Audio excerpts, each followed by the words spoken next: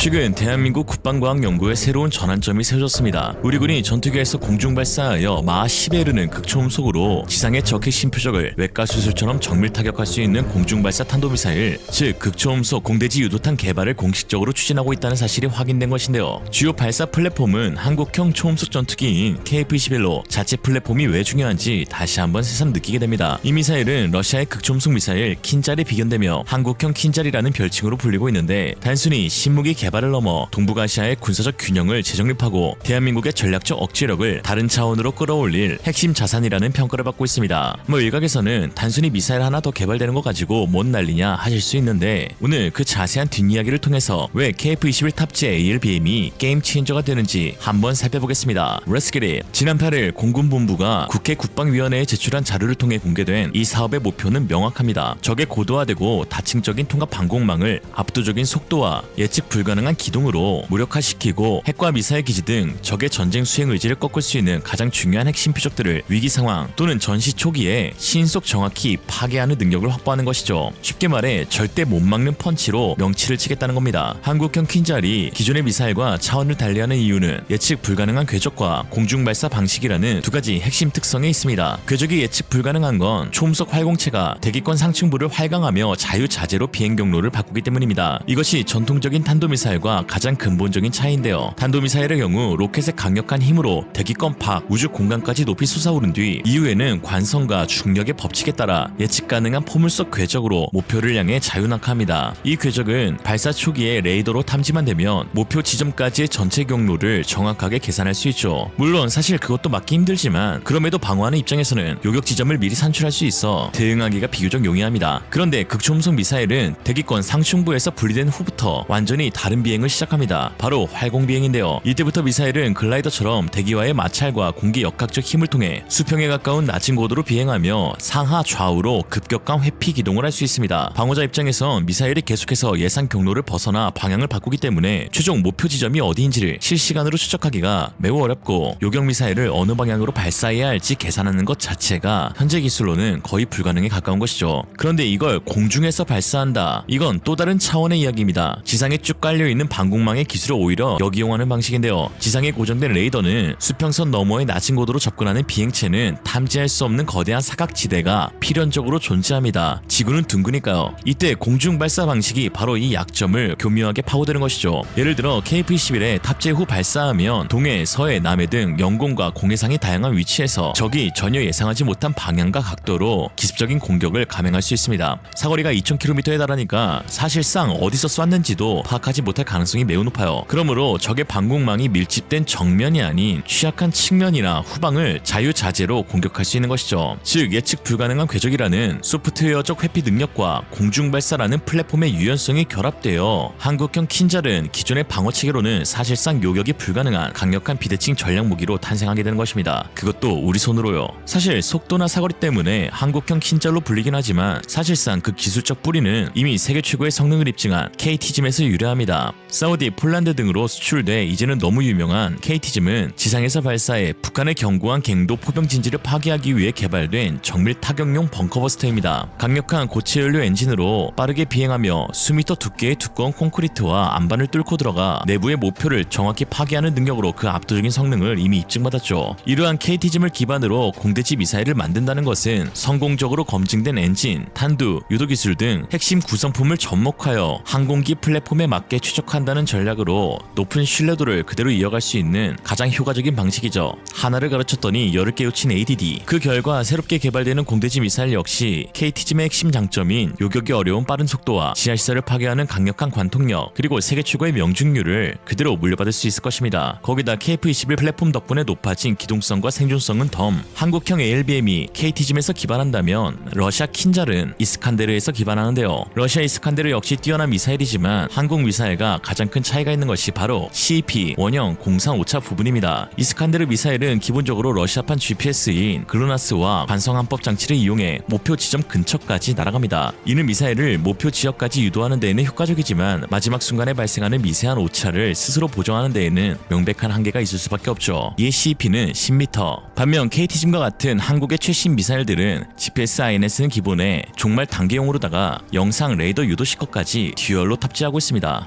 슬슬 목표물에 도달할 때쯤 이 듀얼 시커가 사전에 입력된 목표물의 위성사진이나 3D 모델링 정보, 그리고 실제 눈앞에 펼쳐진 지형 및 목표물의 모습을 실시간으로 대조하고 비교 분석하는데요. 만약 조금의 오차라도 발견되면 미사일은 스스로 판단하여 비행궤도를 즉각 수정해 정확히 목표의 중심에 내리꽂힙니다. 이에 CEP는 불과 1에서 2m, KT짐의 CEP는 홀인원 사건으로 매우 잘 알려져 있는데요. 실제 사격 시험에서 첫 번째 미사일이 표적에서 1, 2m 떨어진 지점에 명중한 후 두 번째 미사일이 정확히 그 지점에 또 골인하게 된 사건이죠. 이를 가능하게 해주는 냉각용 적외선 영상 시커 기술은 영국, 프랑스, 독일, 이스라엘, 미국만이 가지고 있었는데 세계 6번째로 한국 카이스트 출신 기업 i3 시스템즈에서 개발하게 되어 한국 미사일에 아주 딱 좋게 쓰이고 있죠. 딱 좋아! 앞서 언급했듯 이 모든 첨단 미사일 기술이 진정한 의미를 갖기 위해서는 이를 자유롭게 운영할 수 있는 완벽한 자체 플랫폼이 필수적인데요. 바로 KF-21 보라매가 그 역할을 수행합니다. 즉 KF-21 개발은 단순한 전투기 전력 증강을 넘어 한국의 미사일 기술력을 한 단계 더 도약시키는 것이죠. 우리가 모든 것을 통제할 수 있는 우리만의 플랫폼이기 때문입니다. 과거 우리가 막대한 비용을 들여 해외에서 도입한 F-15K나 F-35 같은 전투기는 항공기의 핵심 소프트웨어 소스 코드가 제공되지 않는데요. 이에 우리가 독자적으로 개발한 공대공, 공대지 미사일을 탑재하려면 전투기 원 제작사인 미국 기업의 기술적 지원과 까다로운 승인을 받아야만 했습니다. 막대한 시간과 비용은 물론 외교 안보적 이유로 거부될 수도 있는 심각한 기술적 종속 상태를 의미하는 것이죠. 실제로 과거 F-15K에 야간 저고도 침투 장비인 타이거 아이 포드를 우리 군이 정비를 위해 열어본 흔적이 있다는 의혹만으로 미국이 조사단을 파견하여 후통을 쳤던 굴욕적 사건은 이러한 기술 종속의 현실을 명확히 보여줍니다. 당시 우리는 우리 돈으로 산 전투기의 장비 하나 마음대로 수리할 수 없었던 것이죠. 하지만 KF-21은 설계부터 제작, 소프트웨어까지 우리가 내부 시스템의 모든 제어 권한을 가지고 있습니다. 이는 국방과학연구소와 국내 방산업체들이 개발하는 장거리 공대공 미사일, 초음속 순항 미사일, 나아가 미래의 공중발사 극초음속 미사일까지 그 어떠한 외부의 제약 없이 자유롭게 탑재하고 시험하며 성능을 극대화할 수 있다는 것을 의미하죠. 자, 이제 한국이 하고 싶은 거 다 해. 전투기의 레이더 및 항공 전자장비와 미사일의 성능을 이제는 개발 초기 단계부터 함께 최적화하여 무기체계의 잠재력을 100% 끌어낼 수 있습니다. 이처럼 한국형 킨잘 개발 선포는 대한민국 국방과학 기술이 도달할 높은 경지를 상징하는 사건입니다. 단순히 하나의 강력한 무기체계가 추가되는 것을 넘어 수십 년간 축적해온 소재공학, 화학공학, 전자공학, 소프트웨어 기술이 총 결집된 결정체인데요. 그 모든 기술력을 하나로 모아서 공중으로 쏘아버린다.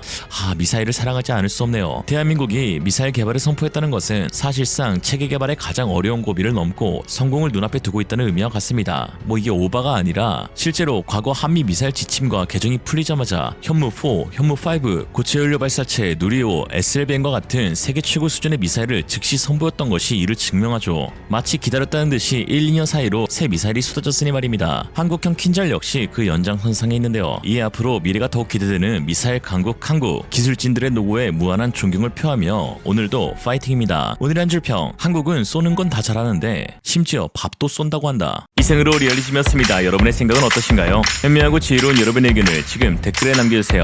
감사합니다.